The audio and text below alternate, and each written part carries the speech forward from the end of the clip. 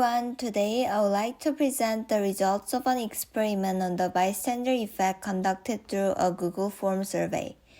The motivation for this experiment starts with the question, what causes people to help those in need? What are the factors which dictate whether or not people will offer help? Recalling what the term bystander effect is, it refers to the phenomenon in which an individual is less likely to offer help to a victim in the presence of other people. Applying the dictator game we learned in class, the survey was constructed to investigate the helping behaviors of people in a group, and it was divided into 4 main parts along with various details about the situational setting.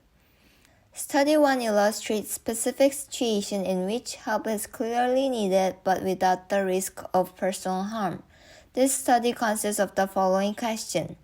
Imagine you are walking down the street alone in the morning. On the way to work, you witness a person named A unconscious and collapsed to the floor nearby. Calling an ambulance saves A, but it costs as much as a value C. That is, time spent to deal with the process from the initial call to the arrival of an ambulance. You can unilaterally choose an allocation of resources to person A, and A cannot reject the allocations of resources chosen by B. If you are B, what is the probability that you will call an ambulance out of 100%? Using a scale 0, not calling an ambulance, to 100, definitely calling an ambulance, please rate the degree of your help. Then I ask participants to imagine the same situation as the last one, but this time they witness an accident with a group of n number of people. Then what is the probability that they are going to call an ambulance to help individual A? And finally, their choice of contribution if n equals 20. Study 2 designs situations that clearly needs help but includes bodily harm when involved. The questions are as follows. Imagine you are alone at a subway station. You find person A who has fallen on the subway track. Your action in the first few minutes is critical as it could mean the difference between life and death of the victim. You value survival of this individual, but saving this individual can incur bodily harm as much as H. What is the probability that you will help this individual? Then I ask participants to assume the same situations as the last one, with multiple bystanders when n equals 6 and n equals 20. Study 3 aims to observe if participants change their behavior after seeing other people's reactions to emergencies. Imagine the previous subway track accident in the n equals 6 group. Let's say you start monitoring the behavior of the people around. If you see that others remain mostly passive with a probability between 0 and 10, what is your choice of help? Then I move on to the next question where others choose a probability between 90 and 100. If others are committed to help and advocate helping from you, what is your choice of contribution? Last but not least, Study 4 is designed for specific situations where help is not urgent. Imagine you are walking down the street alone in the morning. On the way to work, you see person A drops the basket and apples fall to the ground. What is the probability that you will help person A pick up the fallen apples?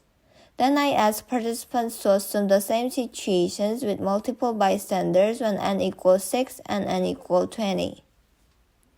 As it can be seen in the pie chart, people tend to engage in helping behaviors in an emergency situations even if it costs time for an individual to perform the action. Emotional responses such as social responsibility, altruistic motivation, and concern for others can all play a role in facilitating helping behavior. Notice, however, that the number of bystanders also has a significant impact on whether an individual will help or not. We can see that as the number of bystanders increases, people are less inclined to intervene. This could be due to the diffusion of responsibility. If the bystander is alone, the personal responsibility to help falls entirely on that person's shoulders. However, when others are present, individuals appear to share personal responsibility on others and are reluctant to take voluntary actions than before. Nevertheless, even in the presence of 20 bystanders, 17% of respondents answer 100, suggesting that many still choose to intervene in emergencies in the presence of others.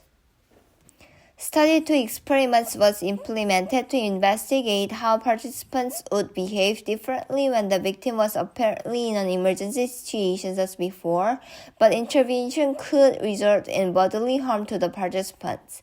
Interestingly, in this case, individuals are less likely to extend help even if help can have significant consequences to the victim.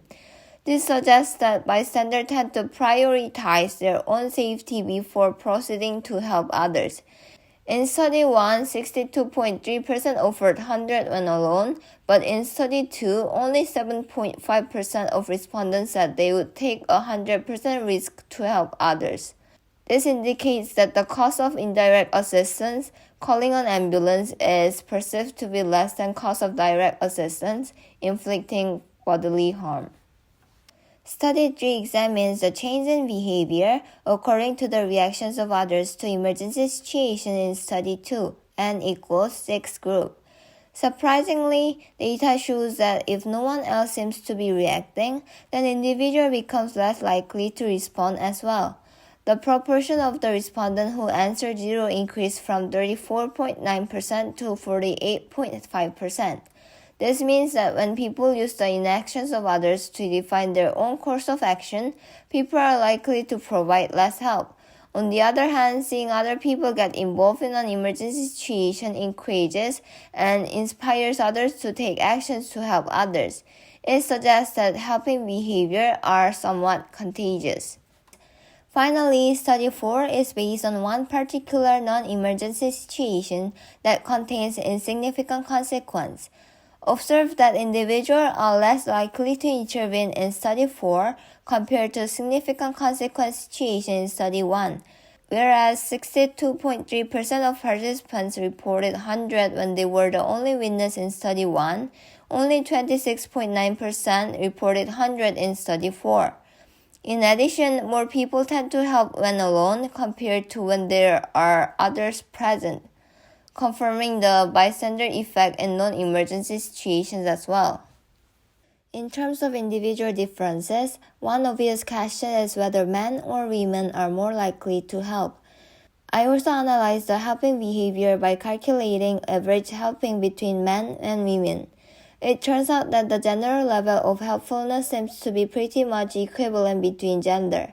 However, men and women seem to have different cost-benefit analysis depending on the type of help needed. To be specific, men seem to be more likely to jump onto subway tracks to save a fallen victim in Study 2. On the other hand, women were more likely to engage in low-severity situations such as in Study 1 of calling an ambulance. Women seem to judge negative outcome associated with physical harm as more severe and eventually decide not to engage in an accident than do men. It might seem that having more potential helpers around would increase the chances of the victim getting help, but experiment results in the studies show that opposite is often the case in both emergency and non-emergency situations. So, is there anything we can do to avoid bystander effect? How can we increase the likelihood of helping other people?